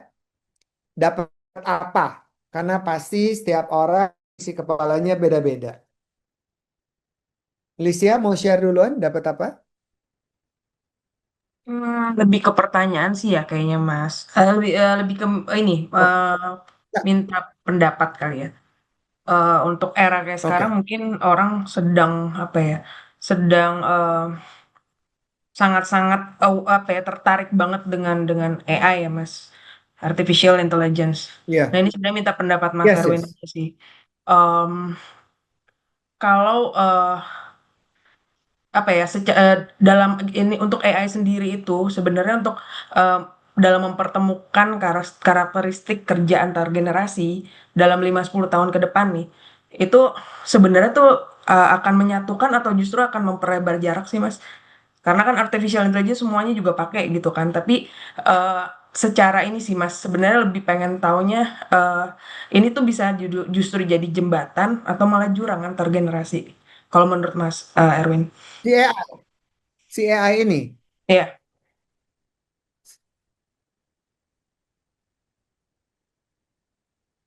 Ini untuk future sih ya, lebih ke future sih 5-10 tahun gitu loh. Dengan ada karena semua Kalau orang kan semua apa-apa serba AI, semua apa-apa serba AI gitu kan. kalau kalau kita ngomong, kita lihat forecastnya ya. Hmm, Kalau di China tuh sekarang banyak sekali pabrik-pabrik tutup, semuanya udah robotik kan, ya. udah nggak ada human. Terus saya dari dulu mikir ya, setelah AI ini digadang-gadang, saya mikir kayaknya sekarang AI waktu itu AI itu dibuat berdasar kecerdasan anak-anak masih SMA, otak anak-anak SMA. Iya, defaultnya. Yes, Hmm. nanti kalau udah sampai AI itu bisa punya feeling, akan lari ke situ juga. Terus 5 tahun ke depan semuanya akan di take over oleh AI. Berarti kita sendiri sebagai manusia yang lebih kreatif, yang punya rasa lebih besar daripada AI, ya kita harus cultivating dong, harus maximizing our potential. Bahwa bisnis nanti akan semakin kecil, semakin kecil, semakin kecil. Trennya sih akan ke situ ya kalau saya lihat. Tapi apakah dia akan menjadi jurang atau justru malah menjadi opportunity? That I don't know yet. Oke, Ya, thank you Mas. oke. Pertanyaan saya tadi adalah dapat apa teman-teman dari sesi hari ini? Oke, kalau dari saya Mas Erwin, Yes. thank you. Maksudnya aku lebih clear mungkin tadi yang masalah compliment sandwich ya. Jadi mungkin saya ternyata karena generasi milenial, jadi mungkin saya itu masih terbiasa memakai itu mungkin ya terhadap teman-teman yang Gen Z ini ya. Jadi aku akan Ah, mencoba akan mengurangin itu kan karena itu yang selalu saya sering lakukan kan itu kan ilmu yang kita compliment sandwich milenial ini. ya kan milenial kan kita kebanyakan kan harus kayak gitu kan selalu saya di situ jadi ya ternyata hari ini saya paling dapat yang clearnya itu jadi mungkin Gen Z itu orangnya nggak mau terlalu basa-basi mungkin aku akan kedepannya akan memperbaiki komunikasi saya oke kita Hmm. coba clear tapi standarnya kita kayak gini jadi mungkin langsung to Ya, the point aja gitu kan. ya, ya, ya, ya. Dan mungkin itu bisa lewat teks juga kali ya. Nah, itu kalau tadi yang masalah komunikasi, kalau saya itu emang orangnya paling suka tatap muka, jadi dikit-dikit Hmm. saya panggil. Jadi mungkin itu yang aku akan mencoba. Dan saya orangnya paling nggak suka WhatsAppan soalnya, jujur aja. Karena Oke. kadang-kadang, karena kan kadang-kadang dari WhatsApp ini komunikasi saya juga kurang terlalu bagus. Jadi Ya. saya takut message-nya itu nggak keterima dengan baik kan. Jadi mungkin itu aku akan mencoba belajar lebih. Hmm. Itu, itu yang saya dapat hari ini. Dan itu menurut Oke, saya penting thank you. banget. Thank you, thank you. Yang lain silakan. What do you learn? Oke, Nadia. Ya, sejujurnya sebelum ikut seminar ini saya hampir lose faith sama Gen Z sih Mas. Jadi tapi saya belajar untuk dig down diri saya untuk punya mentor mindset ya. Tadi saya juga agak khawatir apa memang standar yang saya buat ini terlalu tinggi gitu. Tapi ternyata justru we need to make high standard but also give Ya, support ya. Itu sih yang paling betul. saya pelajari di sini. Oke, yes. Karena buat buat as a person, as a leader juga itu challenging ya. Karena kan mentor mindset itu memerlukan pengalaman yang kaya loh. Jadi kayak kan mentor itu adalah orang yang mengerti proses. Dan kita tahu juga, oke, kita berhadapan dengan generasi Z yang sekarang very vulnerable and easily crack under pressure. Mereka. Terus kita tahu nih emotional state mereka sampai di mana kan. Tapi organisasi, of course ada peraturan, ada standar yang tinggi. Kalau nggak, buset, kalau nggak ada standar yang tinggi, nggak tahu 5 tahun lagi masih nggak ada nggak di kantor, misalnya gitu ya. Jadi mentor mindset adalah membantu seseorang mengerti betul bisnis prosesnya, dia tahu dan dia juga sekarang melalui sesi hari ini teman-teman juga mengerti isi kepala generasi Z. Jadi kita tahu secara emosional ini akan crack ntar lagi nih. Ya udah deh. Oke, kalau gitu kita akan ngomongin timeline yang panjang. Oke. But ternyata timeline yang panjang you cannot compete. You need to cope up. You need to cope up. Can you do that? Apa yang bisa harusnya jadi lo rugi yang jadi akhirnya lo harus korbanin. Nah, kita ngobrol sama mereka. Tapi rewardnya, outputnya nanti akan begini. Karena kan mereka juga tahu ada proses yang panjang yang perlu dilewatin gitu. Tapi kan kualitas emosional mereka memang beda dengan generasi-generasi yang lebih senior. Gitu. Thank you Nadia. Ada lagi yang lain? What do you learn? Mungkin Yes. aku mau sharing sedikit sampai apa yang melatar belakangi akhirnya aku join kan Mas. Jadi sebenarnya Yes. kami ini adalah perusahaan yang isi karyawannya itu sekitar 55 orang dan CEO saya usianya 33 tahun. Kami bergerak di bidang teknologi cryptocurrency, crypto exchange Ah, gitu kan. ya. Nah, tetapi yang memang ahli yang menjadi apa ya, seperti core dari perusahaan kami ini adalah anak-anak yang usianya di bawah 27 dan 28 tahun. Nah, terus memang dalam berkomunikasi itu ada hal-hal, apalagi berkenaan dengan angka, jangan diketik. Bos saya selalu bilang, CEO sampai jangan diketik, jangan di sini lewat WhatsApp, telepon saya, kamu telepon saya angkat, gitu kan. Begitu juga saya akan nelpon kamu, kalau saya nelpon kamu, kamu angkat. Nah, kan instruksi seperti ini mungkin untuk generasi milenial seperti kita kan, oh ya, bos kita yang menggaji kita sudah menginstruksikan demikian, ya udah nurut aja gitu. Tapi itu masih susah. Sampai akhirnya dia juga kehabisan akal, Mas. Salah satu akal yang dia lakukan untuk mensosialisasi cara berkomunikasi, udah diajak makan, ditraktir kok es kopi, pokoknya berbagai macam fasilitas, boleh WFH gini-gini. Terus akhirnya dia juga bingung, ini bagaimana ya kita dengan anak-anak ini ya katanya. Jadi aku akhirnya bilang gini, oh mungkin aku tanya deh ke Mas Elwin, aku bilang mungkin ini akan ada solusinya. Jadi gitu Mas.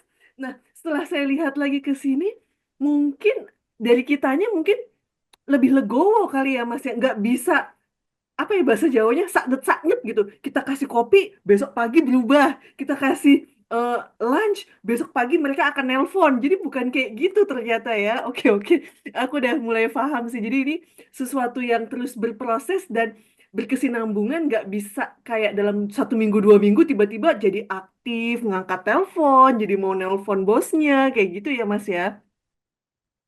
And dia what is the carrot and the stick?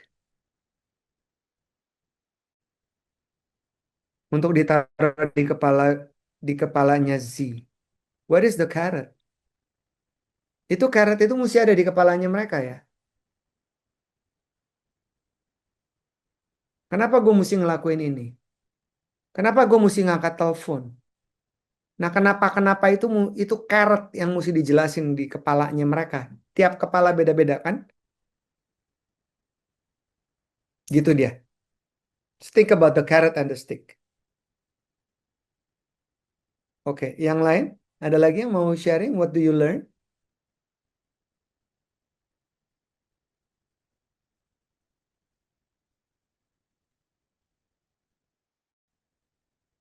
Oke, kalau gitu ada pertanyaan buat saya.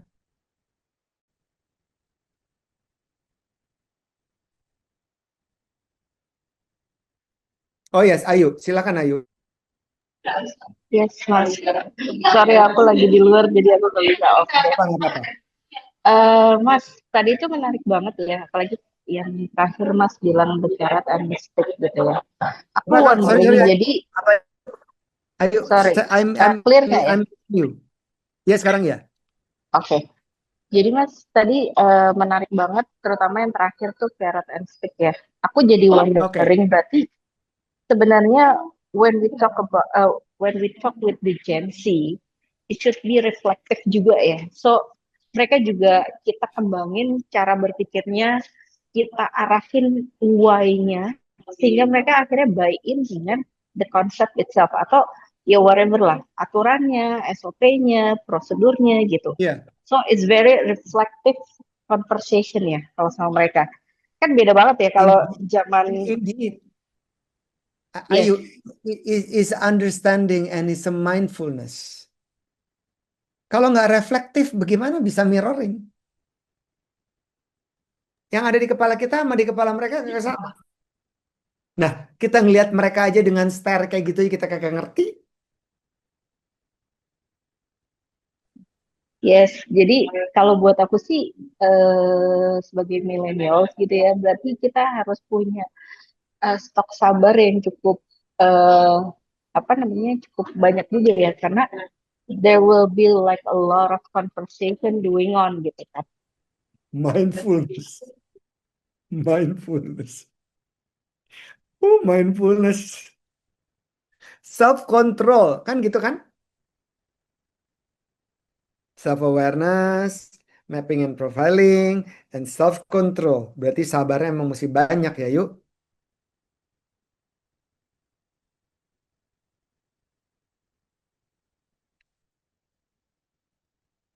Oke, thank you. Thank you for sharing. Ada lagi yang lain? Ada pertanyaan mungkin?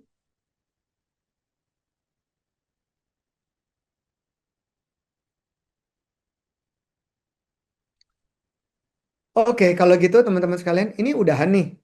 Seriously? Mas Erwin, aku boleh nanya nggak? Boleh dong. Ya. Jadi Mas Erwin, tadi ngomongin soal, kan tadi Mas Erwin sempat mention soal belief ya. Kebetulan Iya. kan aku ada satu timku yang 40-an Gen X itu. Kak, jadi dia itu sering terkendala, bukan sering sih, bahkan hampir selalu terkendala untuk apa namanya approach ke kerjaan itu tuh kayak dia ngerasa menzolimi apa yang harus dia lakukan tuh kayak dia menzolimi gini. Sorry aku harus ini ya, aku jujur dulu. Jadi kerjaan aku tuh di DJP, which is itu cari uang buat negara gitu kan.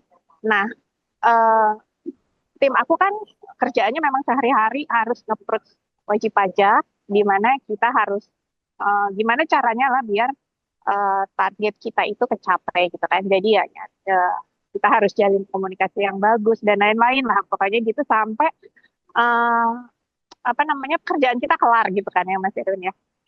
Nah, ada satu anggota aku tuh yang kelahiran 72. Jadi ketika dia harus menyelesaikan tes. Jadi ketika dia harus menyelesaikan pekerjaannya, dia kan harus menyampaikan semacam surat gitu kan ke wajib pajak. Nah itu tuh dia selalu kayak ngerasa, wah gue menzolimi dia nih gitu. Selalu begitu. Jadi akhirnya itu berimbas ke mana-mana gitu. Yang kerjaan dia nggak pernah kelar dan lain-lain gitu.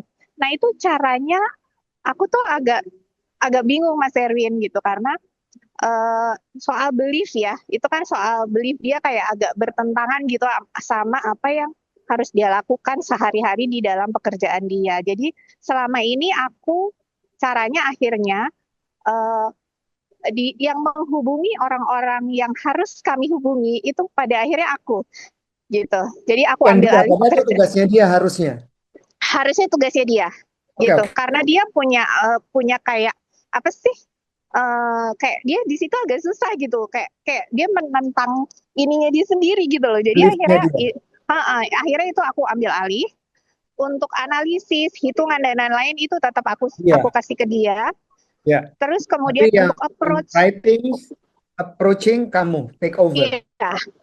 Itu menurut Mas Erwin gimana ya? Karena selama 1,5 tahun ini akhirnya itu berhasil gitu. Kerjaan dia lumayan banyak terselesaikan dengan aku melakukan caraku itu gitu. Sementara kalau aku lepas semua ke dia, aku kasih semua ke dia, itu nggak ada yang kelar gitu loh Mas Erwin. Jadi kadang apa ya, soalnya kan pekerjaan di kami kan ya juga harus dipertanggungjawabkan, duit tetap harus dicari gitu kan, dan semuanya harus eh, ya kayak gitulah gitu. Jadi aku minta pendapat Mas Erwin, ini tuh gimana ya gitu. Makasih Mas Erwin.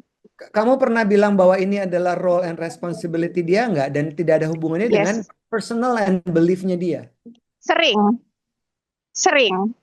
Aku sering bilang seperti itu. Cuma aku nggak tahu luka batinnya dia seperti apa karena orangnya lumayan tertutup ya.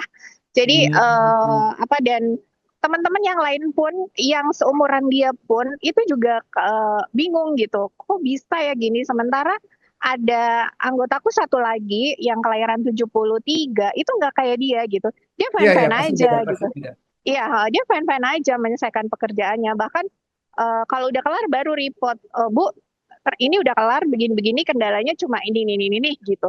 Kalau Tapi kalau kalau yang kalau dikasih fear base enggak ya? Jalan nggak? gimana Mas? Kasih fear base. Nggak jalan, nggak Udah jalan. pernah juga. Udah pernah gitu. Malah Udah ke psikolog. Udah dibawa ke psikolog. apa ya? Karena beliefnya dia itu hal yang agak memalukan gitu kalau ke psikolog gitu. Dan sistem di, mungkin Mas Erwin tahu ya, sistem di DJP karena kami terlalu birokrasi, jadi untuk masalah seperti ini itu malah kadang menjadi catatan buat kantor atau unit kami gitu Mas. Iya, iya. Karena gini Gitu. ya, memang kita masih sering skeptikal masyarakat kita ya tentang meminta bantuan seorang psikolog atau expert. Yes, yes. Padahal ya di luar negeri itu udah wajar banget. Mm-mm. Jadi kayaknya mungkin harus ada pendekatan lebih personal yang tujuannya adalah memotivasi dia dan juga memberikan inspirasi kepada dia dan niat baik dan luhur untuk membantu dia supaya dia bisa carry on and and and and and moving forward dengan laki atau perempuan ya? Perempuan ya? Ada orang yang direspek yang lain nggak yang bisa pairing sama dia gitu in your level. Nah itu pendekatan itu akan bantu sih Kak, Iya, man to man, you know. iya. Oke, waktu itu pernah aku minta tolong sama teman aku di peer aku yang selevel sama aku untuk deketin dia karena mereka memang sama-sama terlibat dalam kegiatan masjid gitu-gitu loh, Mas. Tapi akhirnya teman aku pun juga menyerah gitu. Aku nggak ngerti jalan pikiran dia, Ika, gitu akhirnya teman aku. Kalau gitu kamu tahu ada cause and effect, ada problem and solution, sebab akibat tadi kamu ngomong mungkin ada trauma about belief and the role and responsibility. Oke, cause and effect kita udah tahu, problem and solution kamu udah pernah coba, dilepas bubar, and then I think you have to keep doing this. Nanti dimonitor aja gitu momen-momen kapan bisa Oke. masuk, ya. Oke, berarti kesimpulannya aku masih oke lah ya menggunakan caraku yang saat ini gitu ya, Yeah. Mas. And then play by ears. Karena kan saya nggak tahu sedelicate apa orang ini ya. Maybe he might gitu. Oke, siap. Thank you Mas Erwin. Thank you. Oke, teman-teman. We still have 10 minutes. Ada 12 minutes. Ada lagi yang mau ditanyakan, didiskusikan? Yang berhubungan dengan anything about generational gap, building rapport, communication?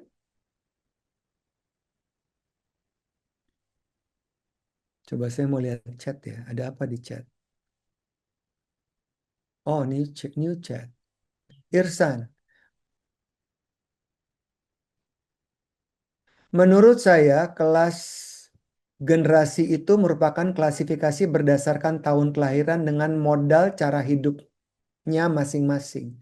Namun dari sisi realita, setiap individu bisa bebas memilih cara hidup, cara pandang, dan cara kerja yang paling nyaman bagi dirinya. Seperti Gen Baby Boomers punya perilaku ala Gen Y, atau Gen Z punya perilaku gaya X. Yes, agree with you, Irsan, karena ini sangat personal sifatnya ya. Sangat personal yang tadi saya bilang juga bahwa kita tidak pernah tahu bagaimana pola pikir mereka-mereka di pelosok daerah yang belum terpapar dengan sosial media. Pasti akan berbeda gitu. Jadi setiap dari kita memang memiliki kebebasan, bahkan kita juga memiliki otoritas untuk menentukan saya itu seperti apa. Saya kan generasi X ya, San. Tapi saya selalu merasa bahwa gue tetap Erwin yang dulu, yang masih antusias, yang masih jahil. Spirit itu saya rawat gitu, terlepas dari berapapun usia kronologis seseorang. Jadi kayaknya that spirit itu yang harus kita gedein gitu ya, termasuk juga berhubungan dengan, selain itu adalah pilihan, absolutely agree with you, Irsan. Dan si spirit ini bisa menjadi pilihan kita juga, to always seeing any opportunity and challenges as a good challenge to grow. Dan PR kita adalah membuang ego. Kalau ngomong sebagai seorang pemimpin ya, membuang ego. Jadi benar-benar nggak ada attachment with your ego. Itu kita bisa sampai, itu levelnya udah sampai mindfulness. Mindful. Kalau kita udah nggak ada attachment dengan ego kita. Ada lagi yang mau ditanyain?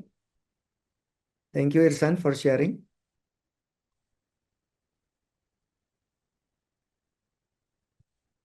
Kalau nggak ada, saya balikin ke Abel. Silakan Abel. Thank you guys. Good to see you all. See you again maybe next time di kelas kami mungkin offline atau mungkin secara online. Silakan Abel. Baik, terima kasih Mas Erwin. Boleh sekali lagi kita kasih tepuk tangan secara virtual nih rekan-rekan semua untuk Mas Erwin. Terima kasih untuk sesinya yang sangat Tepuk insightful. tangan Jadi hari ini kita virtual. udah belajar banyak banget ya rekan-rekan semua ya tentang bagaimana cara menghadapi perbedaan di setiap generasi. Dan sebelum selesai dan sebelum kita berfoto bersama hari ini bersama dengan Mas Erwin.